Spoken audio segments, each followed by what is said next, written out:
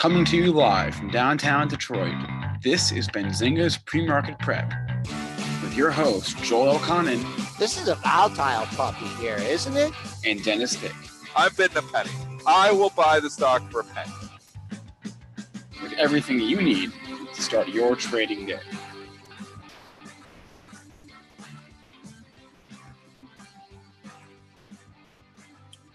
Good morning, everybody. Welcome to this Monday edition of Benzinga's Pre-Market Prep. Spencer Israel here with Joel Elconin and Dennis Dick on the show today. We're going to talk about those closing sell imbalances we had on Friday right before the close. We're going to talk about Tesla finally hitting its magic number, if that means anything, and VMware, or Dell potentially taking DVMT out and maybe even VMware out as well in the future. We'll talk about what that means for the tracking stock and VMware as well. No guest this morning, so we're going to do an educational segment later on in the show. But Joel, why don't you get us started? What is happening in the S&P futures this morning? Nice range, pre-market high 27.28, pre-market low 26.9850. We're going to be keeping an eye on last week's low, 26.93 and a quarter. Crude in the red by 30 cents at 73.85. Gold down $4 at 12.50.10. Silver right at 16 even, right at the nose, down 20 cents. It don't look now, but Bitcoin above 6,000 here. Got a little bit of a rally. Bitcoin is trading in the green by $422.50.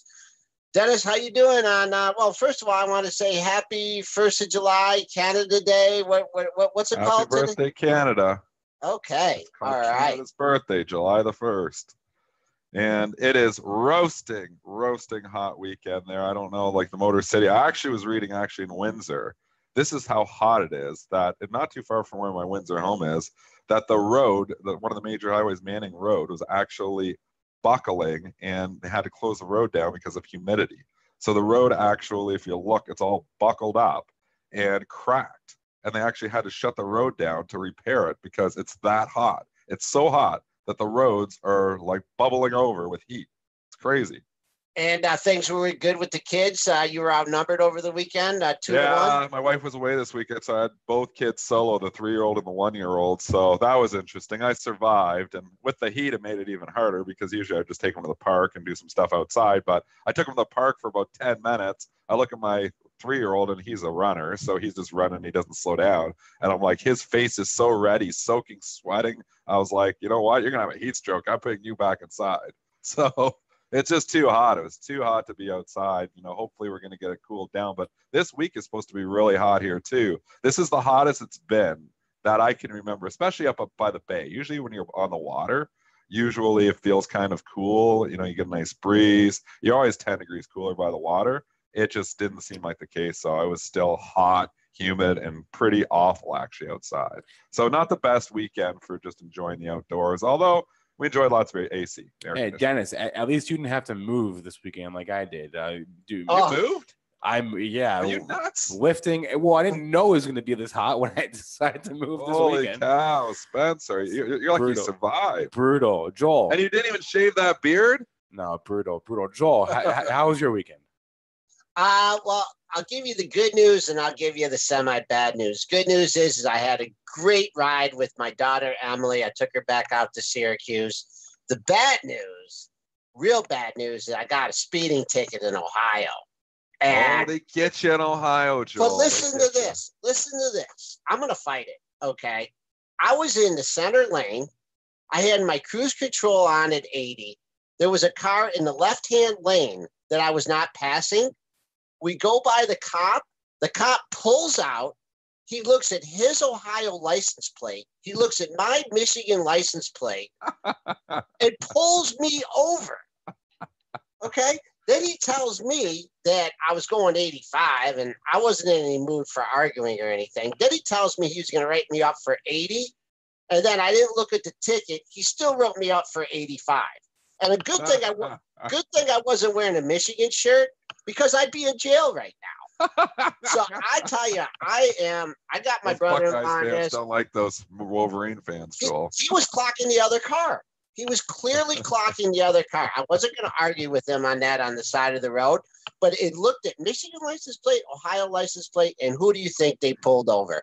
So if I have to miss a day in July, that's going to be because I'm fighting on court. How much is the ticket?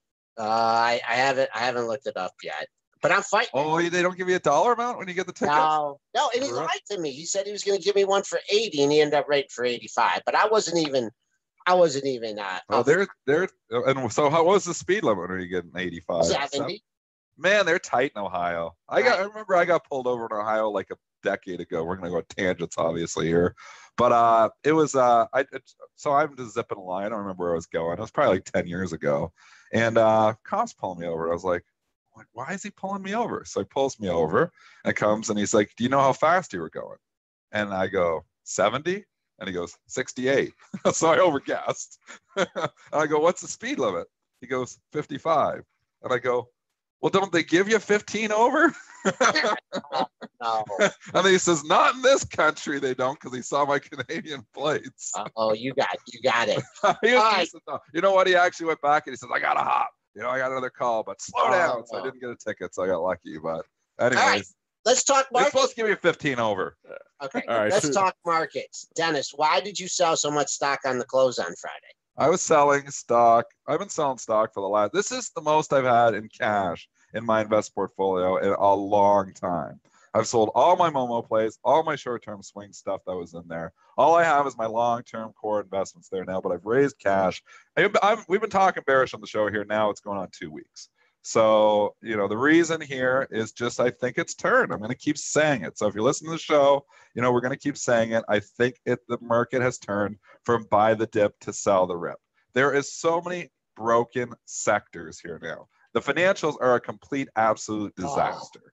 So here you have, look at Bank of America, look at JP Morgan, look at Citigroup. Citigroup does what, a $20 billion buyback or $19 billion buyback, jacks the dividend.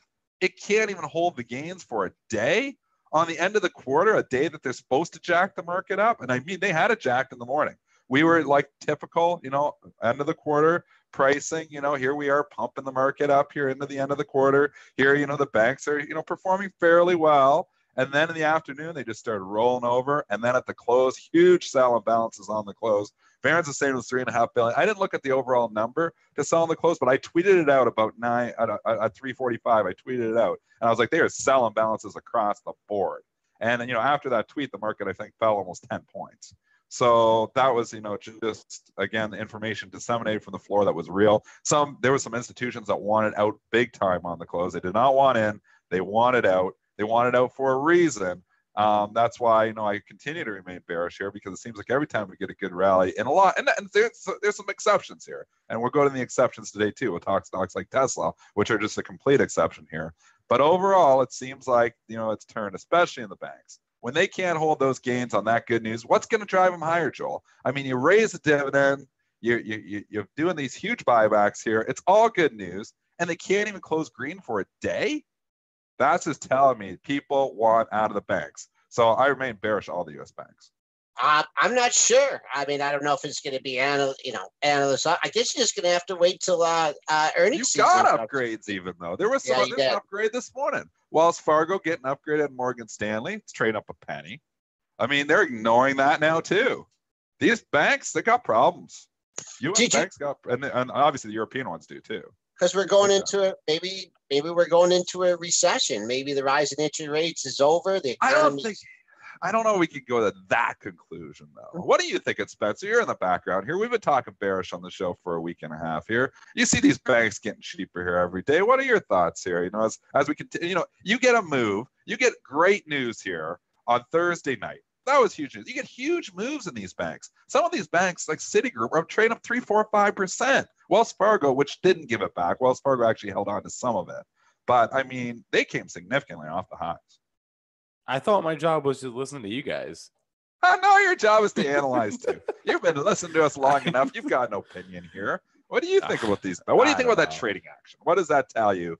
As a listening, here. You've listened to us for a long time. What's it tell you when the stocks are going down on good news? Yeah, it's not a good sign, but every day I find a new indicator that tells me something different. I cover It's a terrible sign. Cover of Barron's this weekend had what correction in 2020 or something like that, right? Oh boy, that's helpful. Correction 2020. What about 2018, Barron's? We got correction going on right now. Correction next week. That's what we were calling on the pre-market prep show.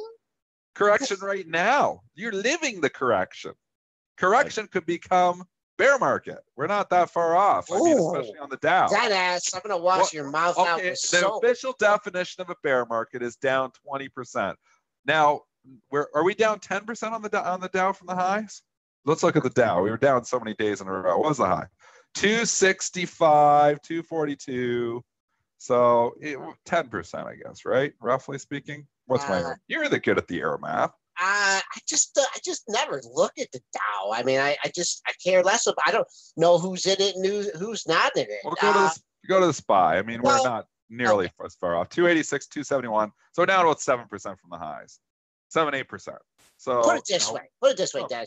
Are we going to hold the February lows? Are we going? First of all, we're not even at the February lows. And if we do go to the February lows, the question is if we're going to hold the February lows. We can talk about all these other things, but we're still at 2,700. We're nowhere even near we're holding in there.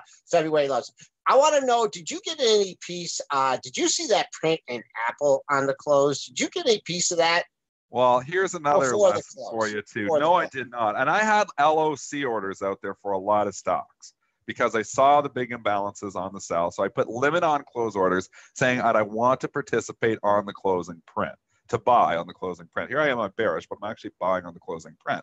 And that's just short term, because I was a hard sell off and, you're looking for the after hours bounce to come back.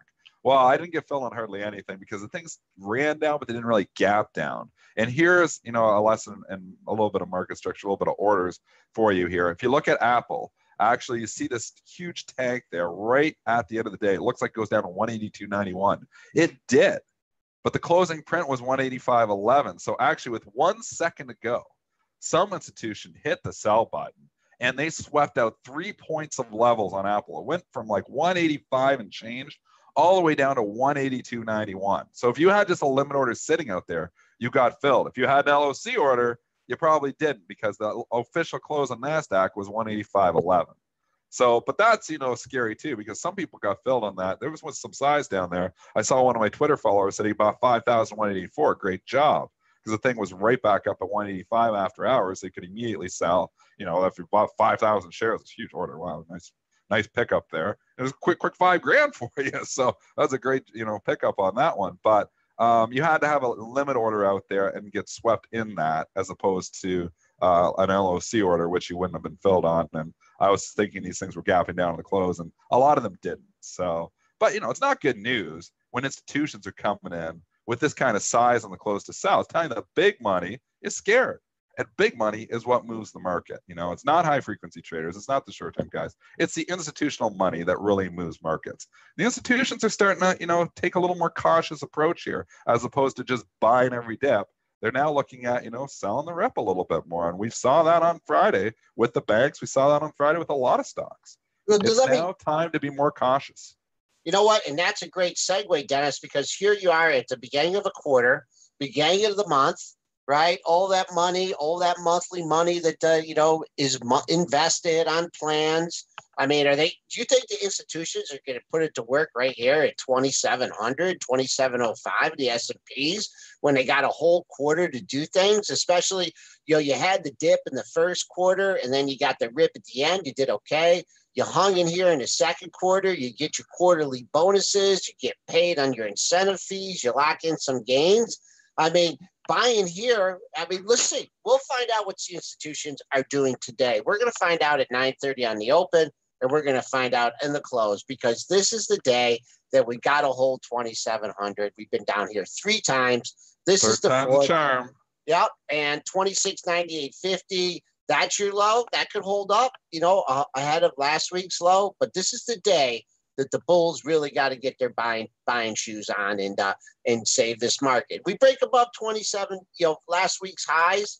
27.48, 27.50, then the Bulls are back in charge. But yeah, yeah, you know what? Maybe that's the way. I've been talking pretty bearish here, but you're right. Support is support until it's broken. I just think you keep banging your foot against the floor enough times, eventually put a crack in it, and the next time it can actually fall through. So that's why I think eventually we do go lower. And I just think when I look at these internals, I look at, a lot of the components. I mean, what held us up last week really was oil. Oil rebounded big time there. You had stocks like Exxon and Chevron, breaking out to the upside. You had the USO blasting off into orbit. I mean, it was a huge week for oil. That's really kind of, one of the sectors that really helped to hold us up. But, there was a lot of sectors just breaking down. You look at that chart of FedEx, we talked about that on Friday, and UPS. Those things are just ugly. Some of these tech stocks have just turned so fast. I mean, Lam Research is still trying to go down. It bounced a little bit on Friday, but you're 171 on that thing now. Micron, PE be damned, doesn't matter. It's at 51.5 here now. Trades with a PE at 3, doesn't matter. I mean, I guess they say the earnings are cyclical, so that PE is eventually going to climb just because they're not going to continue to make the kind of money they're making. But valuation is just thrown out the window on a lot of things right now. It's all about momentum. It's all about, what is hot. Kind of stays hot, but even what is hot is not staying that hot anymore. I mean, Netflix did not have a great week with Meandered.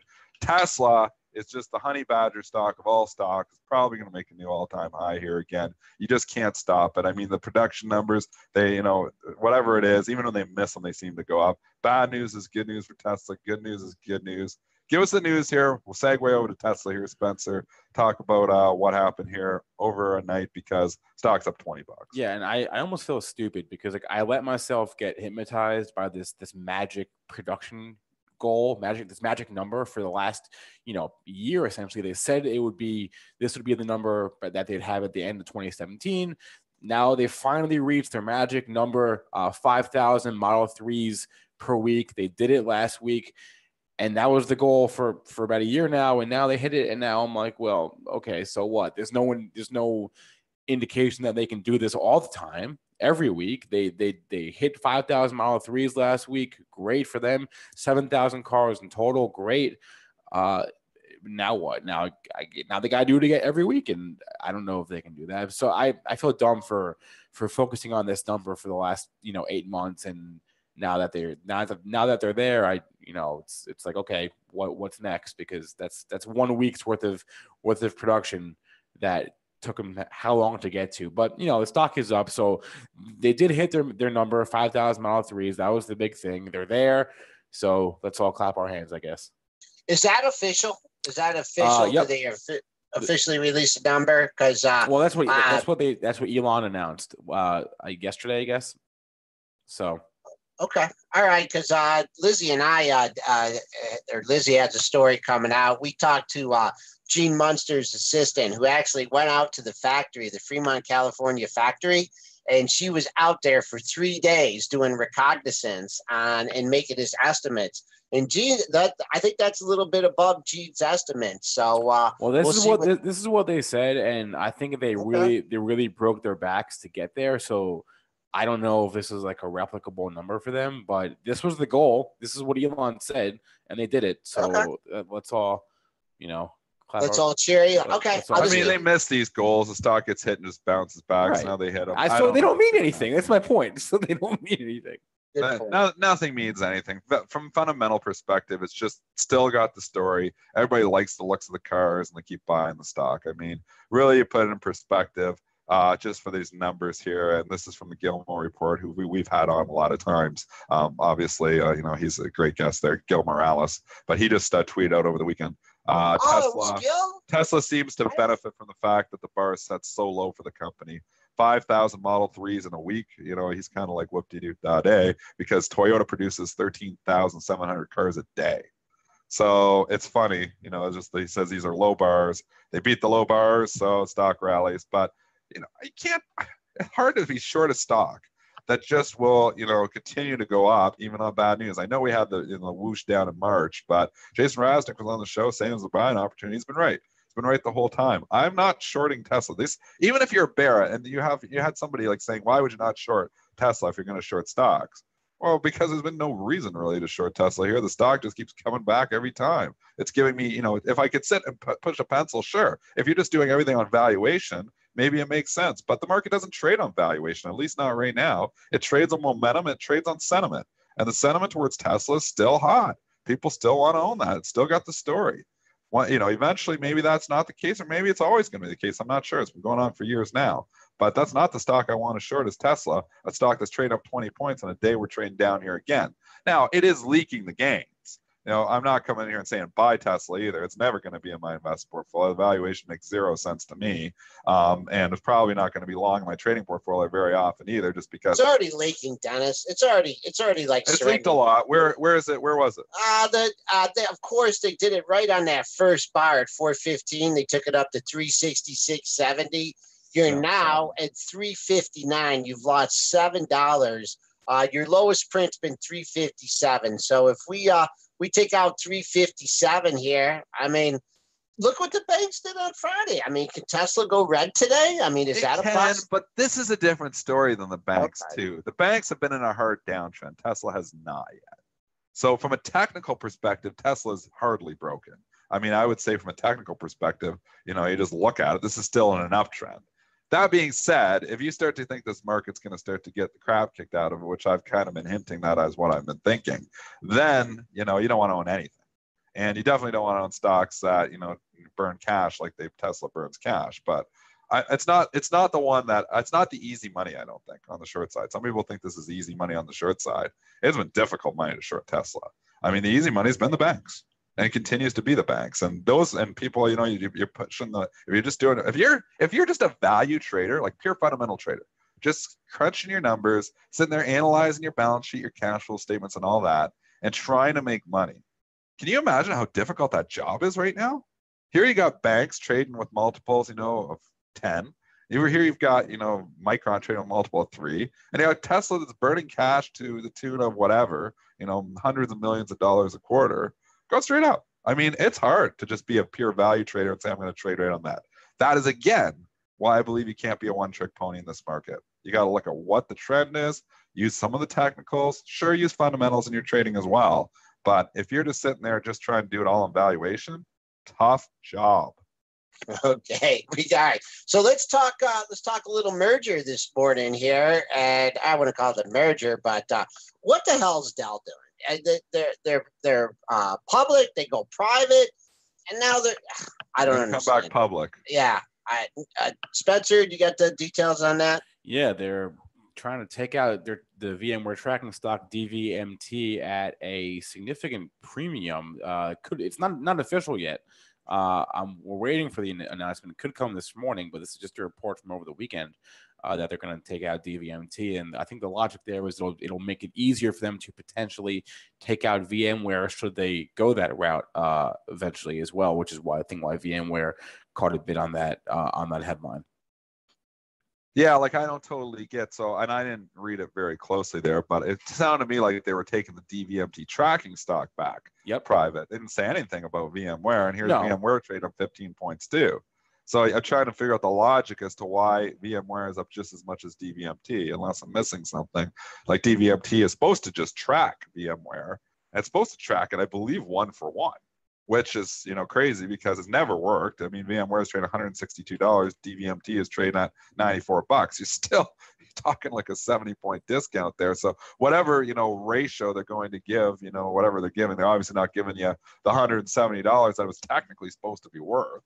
So it's never tracked right. I don't know. I actually do own this tracking stock in my investment portfolio there. I had it way back. I had Dell forever. They bought me out of Dell. They gave me some tracking stock, gave me a bunch of cash. I never moved it. I just kind of stuck. It was in the long term. One of my retirement, like they call them RSPs in Canada. It's been in there forever. It's not much stock because they gave me the bulk of cash when they did the Dell deal, but they gave me a little piece of that DVMT, and I just never bothered to sell it. So I don't know. I guess they're going to take it back from me now. How's that spread? I know that had that one. Well, that's what I'm saying. Yeah, it should be, technically speaking, to my understanding, the Dell DVMT is supposed to just track VMware. So it makes really not a lot of logic there when VMware is $163 and DVMT is $95. So it looks to me like it's 70 points out, but it's never tracked it well, and it's always been a huge discount. It tracks it. In the short term pretty good, and I've traded those two against each other. But longer term, it just keeps kind of getting wider. So I don't totally understand why that is. It's just maybe the ARBs just don't care. But when you don't have really a fundamental, like on the Berkshire Hathaway, like Berk A, Berk B, you can convert the Berk A into Berk B. So there's always that arbitrage happening. There's no conversion possible here. So just because something's hypothetically supposed to track something, there's no physical way to actually take advantage of that, because you can't convert Dell tracking stock into or DVMT into, which is supposed to track VMware. You can't convert it into VMware. So it's just hypothetical, really, that it's supposed to track that. All right, I'll just give you the highs. VMware got up to 172.50. That eclipses the former all-time high at 165, and we're just kind of under 165 right now. So I would keep an eye on that level, see if anyone wants to sell at the former all-time high. DVMT, that made a new all-time high by a wide margin. That former all-time high was 90.86. Your pre-market high was made right after about 6:15 this morning at 98.84. So if you're looking for follow through up to the pre-market levels, there you go in those two stocks. But Dennis, you're done trading that spread, right? You just kind of, it's too wild. I'll trade it. I day trade it.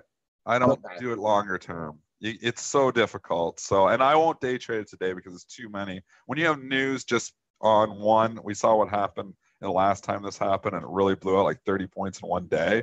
So you got to be cautious. So, as an ARB trader, and I do stat ARB, I do regular ARB all the time. When there is news and you're somewhat uncertain about the news and the market is somewhat uncertain about the news, you have to back out the ARB. You have to back off a little bit until you know what the news is, like exactly how it's digesting. I can see that's going to be good for DVMT.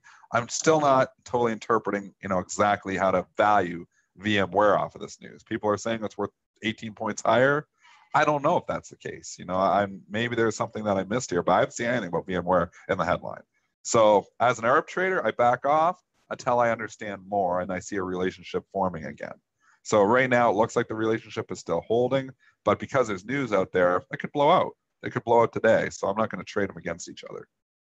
Okay. All right. S&P futures are kind of quiet here after a 30.5 handle range. We're down 14.25 points at 27.07 What's a little bit different about this opening, Dennis, and you mentioned this as well, we got slammed on the close, and a lot of times when stocks get slammed on the close, they're usually bid right back up. And you noticed, or you were talking about after the close, that a lot of stuff, they weren't getting bid. No, that was a tell. And I came in short today for that reason. And I said to you, I called it and I texted you. What time did I text you?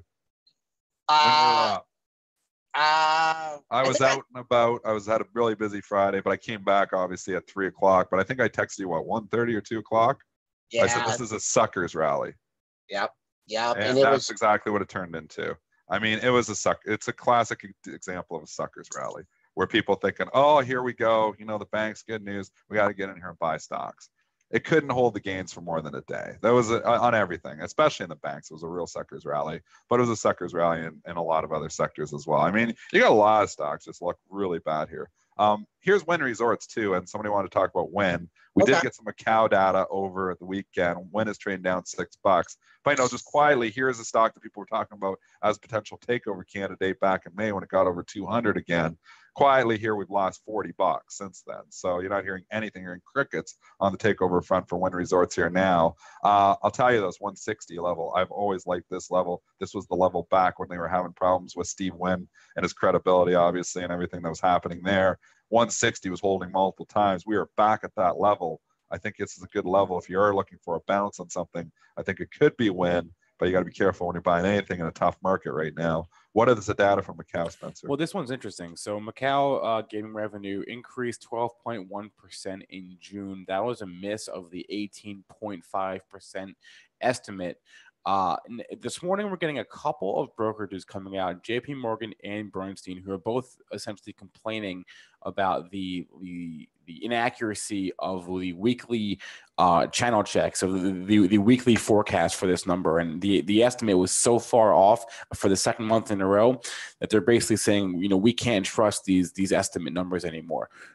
So this is now the second month in a row that the actual was well below the estimate. This month was a 6% miss, 18 versus 12. And so JP Morgan and Bernstein both this morning coming out and basically saying these weekly channel checks, these weekly estimates that we get, we can't trust them because they're not even close to being accurate. All right, I'm just looking at the current pre-market low, and I'm just going to give you the current pre-market low of 160.61. So we are above that. And then if you go back when this thing was getting pounded in March, I'll give you a couple lows here. And two of the lows, one's 158.66. And then the other big number, I don't think may see it today, 156.54.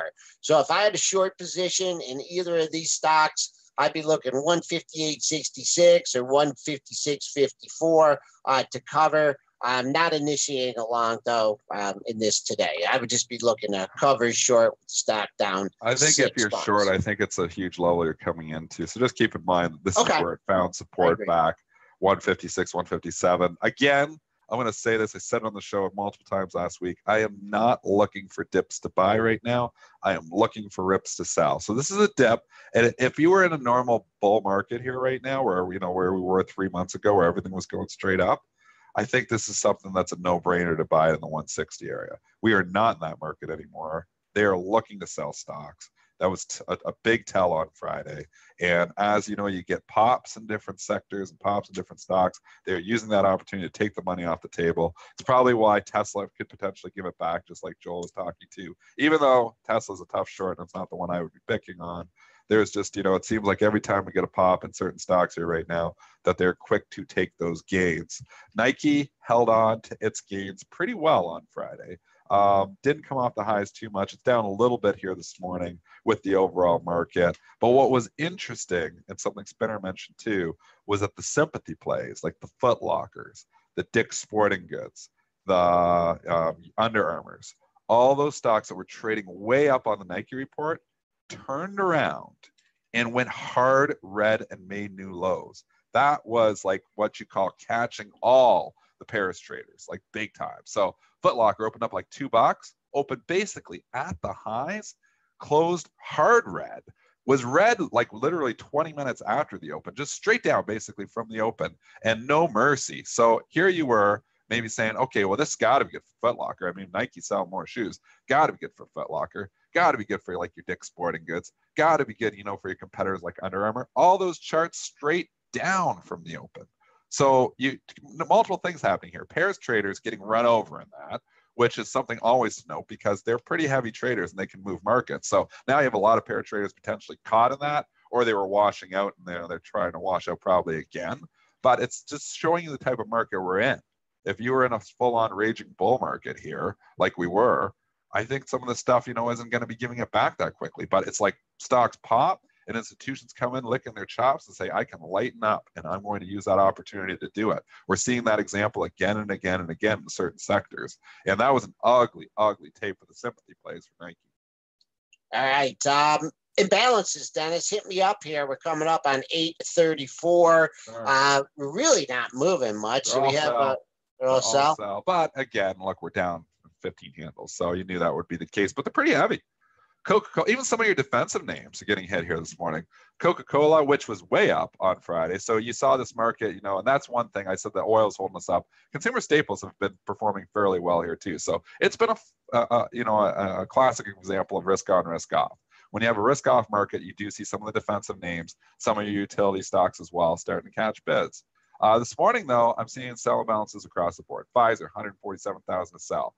Coca-Cola, 146,000 to sell. IBM, 73,000 to sell. We haven't given IBM any love. It made new lows on the move there. Had to bounce the last couple days, but that stock looks, awful. I actually had it as my pick of the year at the beginning of the year, and then I'm glad I bailed on that. And I actually said on the show, I was about 3 months ago, and I was like, I just didn't like the trading action, the blockchain thing. You know, I read an article, it was hardly any revenue for them at all. And then it wasn't only that, it was just that blockchain was just hated all of a sudden. So it wasn't going to get I was thinking, if the blockchain thing continued for a little while, that IBM might start getting some love, but blockchain just fell out. Nobody talks about it anymore. So that wasn't going to get them love either. So glad I sold my IBM, glad I, turned around and got bearish on it.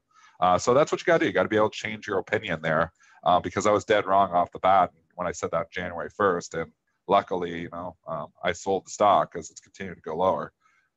So it's 137.45. Boy, I haven't looked at this thing in a while. That was your June 27th low. And that was awful. Yeah, that looks awful. And I'll tell you, I mean, give Mr. Buffett some credit here. He had a stock that wasn't working for him.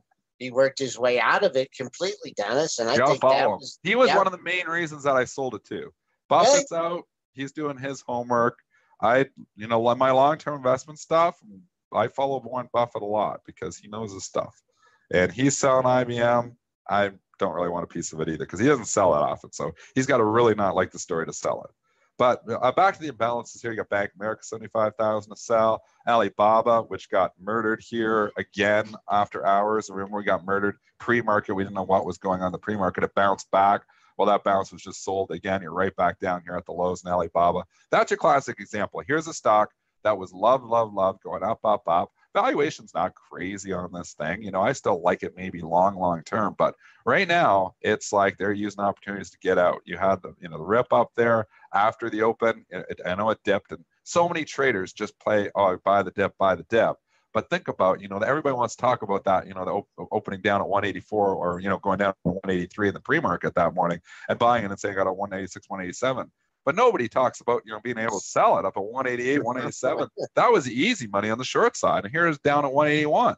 So if you can just add, as a trader, long-term investors, you can ignore this because I don't think you should ever be investing on the short side of the market. Because in the long term, you got to hope that the market goes higher. If you're investing for your retirement portfolio and you're shorting stocks, and that's all market time, and that's tricky to do. But short-term traders, you got to be able to go both ways. I'll tell you again, my best trading years that I've had, my 19-year trading career, were 2001 and 2007, 2008, 2009. Why? Because stocks fall 3 times faster than they go higher. So when you're shorting stocks and making the money, on that, you can make it so much quicker. So you've got to be able to go both ways. Long-only strategies work great in the last 7 years because we've been in a raging bull market. We're not going to be there forever. You've got to be able to learn how to trade the short side too. So when you get opportunities that you see, even in the short term, you get these little, where the bears are in control. If you can just get that mentality and, start nibbling and trying to learn how to trade the short side too, there's some fast money that we made on the short side. And Baba, that was fast money on the short side if you were just selling that pop on Friday. Again, sell the rip is working right now. All right, I just want to do a quick technical on the banks here. Bank of America trading down 17 cents at 28.02. Oh. Big number, 28.01. That was the low of the move. We made that last Tuesday. So there's your bogey. If we take it out, during the day, I don't think it's as big a deal unless we can come back and close, unless we close below it. But you're getting a look at the low of the move, and that even exceeds, and just something that people should know. It's February low. That's a buck below its February low of 29.13. So if you're using the financials, as any kind of indication for where the overall market goes, maybe those February lows are not that far out of the realm of possibility. Oh, Goldman Sachs trying to hold. Oh my Lord, 4 lows at the 220 area where we traded 219.26. Goldman absolutely has to get back over 220. Citigroup held on a little bit better than the others, but that's trading in the low. It's trading down only 32 cents, but keep an eye on yesterday's low on that 66.88. See if you can hold that, get back into the 67 handle. But I just wanted to run over a few of those banks, and just also I had a note to talk to anybody or to mention to anybody that's trading crude oil. What a week that had, but just keep an eye on Friday's closing price of 74.15. That's your highest close in 3 years. And we opened lower, but we battled back. We made a 74.23 high. So that's only 8 cents above that closing high price of the move. So not so much the high of the move, but 74.15. If you're trading crude futures, keep an eye on that. That would get above that, make another high of the move, and make a run at the magic $80 number. Jump over here. I'm just trying to load up. I wanted to look at if there was an imbalance on Bank of America here, so I'm just going to try to go grab it here. Okay. I haven't loaded up my book yet. Bringing up the book because at 28 is a great point you're making there. BAC. Yeah, I'm trying to see. Yeah, 170,000 shares to buy. So that is a big number. Great call, Joel. It's funny how you can see just on the technical. So 28, that's the level. You're right. When we see 170,000 shares in the book, that's a big order there. So 170,000, 28 to buy. It's got to take that out. If it takes that out, then you're looking. So that's why it's bounced there before once already. And, a lot of times it's just order flow again. That's why when you look at the book, there's a reason that thing bottomed at 28.01 back on the 26th, because it was 170,000 shares been at 28 that it had to take out to go lower. And that takes a lot of money. So again, if you're looking, at the book, that's another tool in your toolbox that really helps there. So I got Nick tweeting at me here now, and Nick is still playing the bullish side, I guess, here a little bit here too. And he's just, saying sell the rip continues to work. He's questioning my logic there. But I mean, I've given you a lot of examples here this morning too. Sure, there are stocks that, it doesn't work in, but I tell you, it sure as hell worked Friday.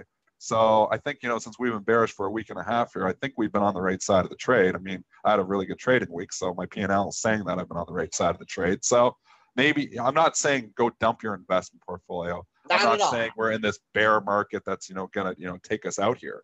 But I'm saying caution is a little bit more the name of the game. And it's been easier money in the last 7 trading days on the short side than it has on the long side. That's all I'm saying. Just to clarify if you're seeing there, Nick, because long term, we're not talking, you can't be selling your puts if you want to own something and still playing your longer term investments. Nick Shaheen's time horizon is a lot different than my time horizon, where I'm doing 200 trades a day. He's trading, a lot less than that, obviously trading a little longer time horizon. So use the opportunities. If you like the company fundamentals, you might want to be buying the dips on some of these things right now.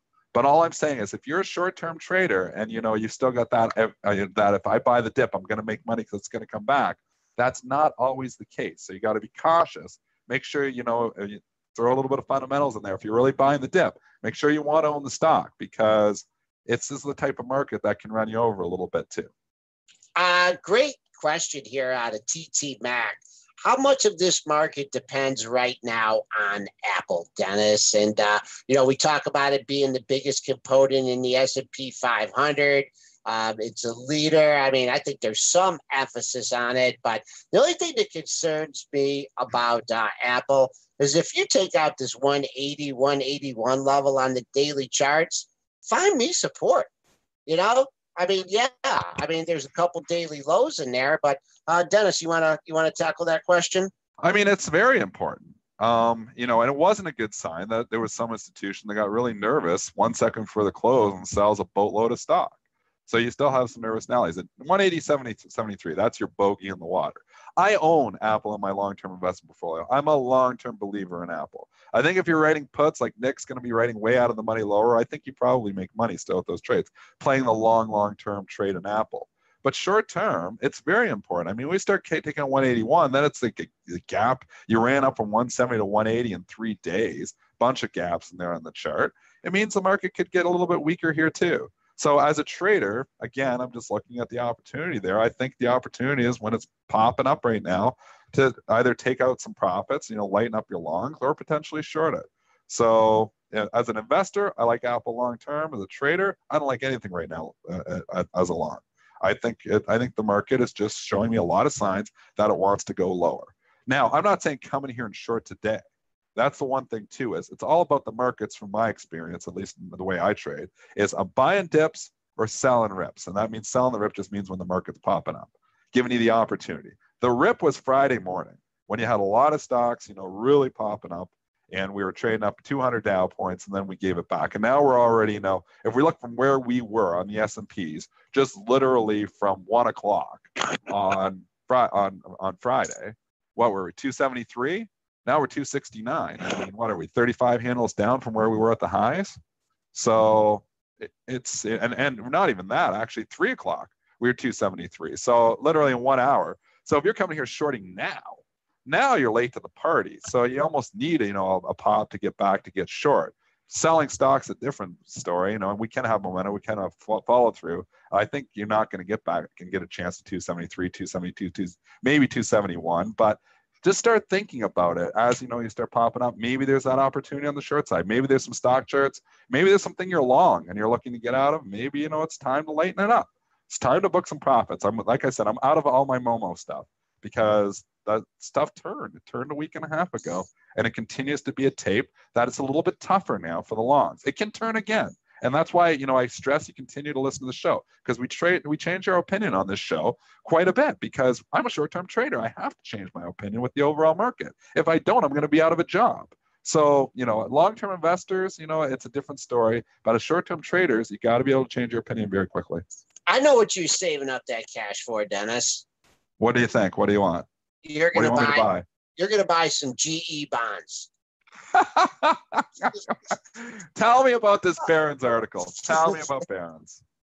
It just said that, that the company's making some changes. They're probably going to cut the dividend or so, but, the better way, I think there's some bonds expiring in 2035 that are yielding a little bit over 4%. And that if you want to invest in GE, that's a better way to go. So they're telling me to take my hard-earned dollars and loan GE money at 4%? Is that what you're telling me to do?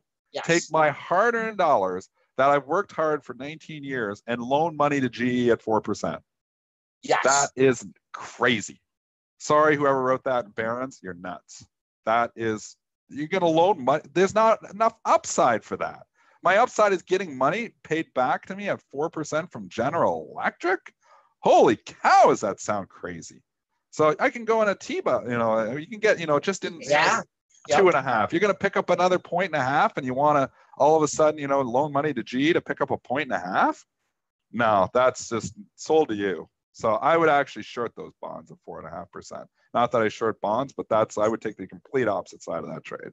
So if you want to and go after GE, and if that's what they're saying, it's the better way to play the bonds, I completely disagree. Your upside's 4.5%. I guess, you could say, the bonds will, get cheaper if the credit goes and you can make it that way. But really, if you hold long-term, you're holding bonds with a coupon. 4% or 4.5% is not enough money.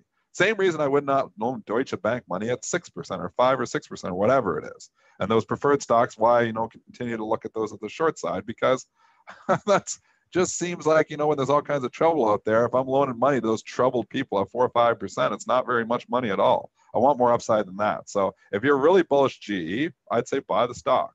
I'm not bullish GE. I think it's going to single digits. I think, that, every time we get a pop-up, it's because they're selling some better asset that is not going to be producing cash flows anymore. I think there's still all kinds of problems there. I know everybody wanted to get on the bull train last week when it took out 14. Well, we saw how well that worked. 14.40 is now 13.40. So just in the last 4 days, you've already lost a buck again. That GE is a mess. Why I had in my investment portfolio for 19 years. I sold it. When I've had something for that long and I finally sell it, it's telling me I really don't believe in the story. So, right. Anyways, GE sold. I just want to do a quick technical. Especially those bonds. That's crazy. Okay. You got the pop, all right, and then if you were looking for the immediate fade, you kind of got ran over a little bit because you did have another rally up to 14.44. You're back under $14 now at 13.46. So now that $14, any kind of rally back to 13.90, 14 even, you're going to see mounds of offers here. Also, 13.39, that was the low on your gap up day. So basically you have air between 13.05 and 13.39. So keep an eye on that. Dennis, we're getting like I've seen this like 100 times, that today is the most bullish day of the year. The S&P average win rate of 83%. And the average, that means that, what kind of stock do you put in that? Those kind of statistics? Zero. Zero? I put zero in all that. I put zero in a sell in May and go away. I put zero in all that stuff. That's what I thought. I give absolutely zero. It's not a tool in my toolbox I use whatsoever. I think, there's people that, believe that because it's happened before it'd be on this day in the past that we're going to be up here again. I don't think there's any, thing to that at all. Sure, you can find trends and data anywhere you want, but because we've been up here for that many days in a row, I don't put any stock in that at all. So I look at those stats and I don't use them. So if they work for you, great. Like I said, whatever works for you. And I'm going to say this again. You might not agree with what I say on the show here, and that's fine. If you have trades and strategies that are working, and I say I don't use one of your tools that you use every day and make money, by all means, continue. If you're making money, continue to do what you're doing. Don't, change up everything and say, well, I'm not going to do it, or, or disagree. Because it doesn't work for me doesn't mean it's not going to work for you. So, if you believe in these statistics and you use these stuff, you've got the Stock Traders Almanac sitting in front of you. And obviously, we've had, what Stock Trader Almanac? I can't remember. Jeff Hirsch. Jeff Hirsch. Yeah, Jeff Hirsch. And he's great. He comes on, he knows his stuff. He tracks all these stats. And, I guess he's made a lot of money over the years using that. I've never had a lot of luck using all those statistics and that. I think, it's a fun thing to talk about. But I think there's other important things, because from a year from now, it's going to be a completely different environment here again. Why are we down here today? We're down here because we're in this worries about this trade war stuff. Well, those worries could go away tomorrow, and then we could be up again. So we're trading a lot on headlines right now. We're trading a lot on political risk, trading a lot on this trade war stuff. This stuff could settle, and we could be turning around talking bullish in 2 days. One tweet. But as of right now, there's a lot of unknowns. Yeah, the other thing that kind of concerns me about the market too is just the way it's being influenced by, tweets by the president. Good news, bad news or whatever, but a 25-point rally in the S&Ps because Trump tweets something out. To me, that's not good fundamental information. That's just illiquidity in the pre-markets and after hours and algorithms just going absolutely crazy. Dennis, TT Mac in the chat wants to know what we think about Caterpillar down a $1.42. Ugly. Yeah. If you want to buy it, if you have to buy it, you want to put it in your investment portfolio, I take a look at 132.68. That was the low of the move. That was the low on Thursday. You didn't take it out on Friday. But at this point, or if you want to buy it and lead on that level to get stopped out, but I just can't tell you. Maybe wait till it gets back above 140. Dennis, any comments? Like a FedEx chart. It looks like a lot of different charts of stocks that we have in the Dow. It's probably why the Dow's been down for how many days in a row, or I guess we had one up day in there. But this chart is ugly. This has been straight down. Think about the logic when you look at the chart. So how many people have been trying to call the bottom in Caterpillar for the last 3 weeks? A lot. They're trying a 150, maybe 145, maybe 140, maybe 135. All those people, when it comes back up, is overhead supply now. People don't like losing money. They don't like selling at losses. And I don't know if there's any statistics out there, but I bet you it's more than half of traders will never take a loss. I honestly believe that. I hear it all the time. I've never had a loss. You won't believe this. I've never lost them. Because you've never taken your loss. So you're probably sitting on a portfolio of losers. So that doesn't mean you never had a loss. It just means you don't take your losses. So in any, you look at this and I think about that herd mentality. This thing comes back to 140, 145. There's all kinds of people trying to scratch out the trade, trying to get out. So it means the path of least resistance is actually down, and then you go out to the weeklies and you look at this, and this is a lot more interesting on the weeklies, because this stock had run straight up in the entire year of 2017 from $80 to like the $170. Now it looks like as you get below 138, which we are now, it looks like you got a lot of air below. Like it looks like you could go like 120. So valuation, yeah, Caterpillar isn't bad. Maybe if you're sticking in your long-term investment portfolio, maybe you'll be happy. But as a short-term trader, it looks like there could be some more work on the downside here. So I think you get it cheaper. Okay. All right. Let's move on here. I want to talk just real quickly here. We got about 6 minutes left in the show. The price action in Walgreens and CVS from Friday. And once again, Barron's made some points here that, and this is a valid point. Remember what they did to Kroger and SuperValue and Target and all these stocks when that news came out in June in 2017 about, going into Whole Foods. Well, they think now that there's lower expectations for the companies and that, they're going to be able to weather the storm here. Walgreens is trading in the red here. The low from Friday was 59.07, or Thursday Well, actually, you got a double bottom there, folks. So there's a great level for you in WBA, 59.07, 59.11. We haven't reached that yet. CVS, I think, reacted a little bit better. That didn't even come near Thursday's low. But to me, I see a good number on the upside. Getting above 66 and holding 66 would be good for CVS. Dennis, what's your thoughts on CVS and Walgreens? Charts are broken. I have no reason to get long these things. If Walgreens get back up over 62, maybe it would get interesting here. But you're fighting, people are nervous right now, and now you get Amazon, the problems which we've talked about. This has been out there for a long time. Is it overdone? I don't know, maybe long term, but short term here, again, you've got a lot of people who are probably, sitting in this thing 62, 63, 64, 65 for the last 3 months. All of a sudden they're all red. So the old theory of, old support becomes new resistance would say if this can get anywhere near 62, it could actually be a good short. So again, here's another chart that's broken. There's so many charts that are broken here. I mean, you have trouble. You got the Teslas that still look good. You got Netflix that still isn't broken here. You got some of your market leaders. I mean, you can look at your Google and stuff, and there's still an overall uptrend. So some of these are still not broken.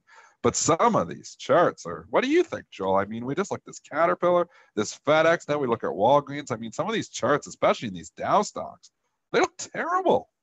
I think we expanded the trading range that we had between the February lows, and we couldn't make it up to the all-time high. So I'm just going to give a wide range here, and I just can't get wildly bullish until we get up over the, over that 27.48, 27.50 level.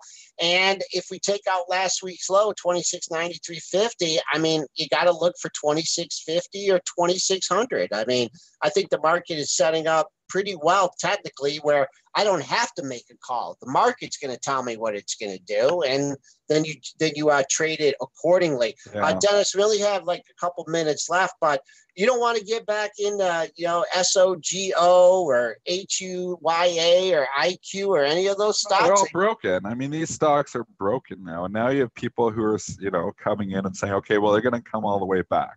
I'm going to buy it here, and it's going to be back at 50, this HUYA.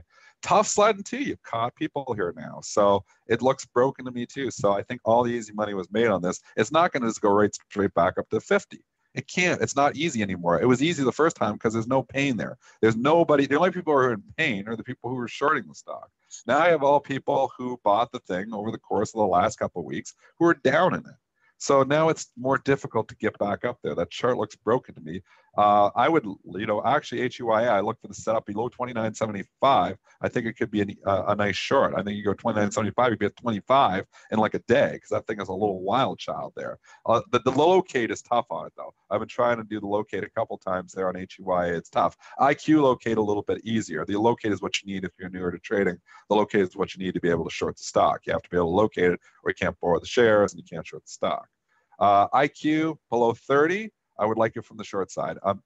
Can these things bounce? Yeah, they bounce. They already bounced. I mean, if you were playing it for the bounce, we kind of already had it. We had the bounce from 32 up to 38. Now, you had a little bounce from 30 to 33. I feel like the easy money is, already been made. SOGO is interesting at 10 because that's actually where it broke out from. I could get on board if you want to try a bounce trade from 10, but don't get married to it because we've seen, old bounce trades not work too. So I think actually the easier money is selling the rips on these things too, as opposed to buying the dips. Okay, just taking out the $11 level here in SOGO. You had a pair of lows at 10, nothing perfect lining up, but I'd say 10.50 is an important level. Thursday's low, 10.59. Your low on June 8th, 10.45. And S&Ps continue to leak here, Dennis. We are now down 17.25 points. We've lost about 3.5 points since the show started. Keeping an eye on the pre-market low, 98.50. You know how I love my pre-market lows. We bounced there. We got a shot, big number on the downside. Last week's low, 26.93.25. And if we go into rally mode, which, the buy the dippers can come ripping off the open. If it gets to mid-range on the session, 27.13, that'd be an interesting for a lower, if you want to sell into strength instead of selling in the hole. Dennis, any final counts on or comments on our Synthetic Tuesday show? Same thing. Just I was pretty bearish on the show here today. So I just want to put it in perspective for you, though. And, I want to say, I'm still own stocks, my investment portfolio. So I'm not turning around and liquidating my investment portfolio here. I think that's the worst thing you can do. I think it's just a matter of if you are on margin, if you, are a trader and you want to look, at changing sentiment. I think we turned a week and a half ago, and I think it's an easier ride for the bears right now. That will change again. We have seen little bear markets in this bull market multiple times. Yeah, you could say, well, we haven't been down 20%, but we've seen different stocks, being very ugly. There's always a play. You just got to be able to go both ways. That's kind of the point to my story here today. And, as I'm saying, is I think, the easier money right now, today, has been on the show, and right now in the last week, it's hard again because, we're down $1.50 here. So you're coming in short in the hole, me and Joel call it. When you're down 15 handles and you're short. And now, it can rip. You could rally 25 handles from here, and you're still not even to where you were Friday at 3:00. So I'm just looking more as a trader. I'm looking more for the opportunity of what's up and what can I short, as opposed to what's down and what can I buy. That's the trader mentality. It's changed a little bit. So not selling stocks when they're down 2-3 points, and selling short stocks when they're down that much, because it's difficult because they rip your face off on the rallies too. So I'm just looking at opportunities where stocks are maybe trading higher, as opposed to, buying the dips and selling the rips. That's all. And that's short-term trading. Before we wrap, I just want to read through a couple of the ratings that caught my eye this morning. We have some financial institutions getting upgraded this morning. Morgan Stanley upgrading Wells Fargo to equal weight, and Credit Suisse upgrading Capital One to outperform. Also, Argus upgrading SunTrust as STI to a buy. As far as downgrades go, we have a downgrade to Walgreens from Mizuho to neutral, downgrade to Nordstrom from Cowen to market perform. And those are kind of the biggest ratings that caught my eye this morning. But that's it for pre-market prep today. So thanks to everyone for listening. You can catch our podcast on iTunes, SoundCloud, Stitcher, TuneIn, and Google Play, or just rewatch the show on YouTube. We'll be joined tomorrow by Nick Shaheen at 8:35. Hope you all have had a good morning. Hope you all have a good rest of your day. Thanks to everyone who joined us in our chats today. Great insight there as always, and we'll be back with you on Tuesday.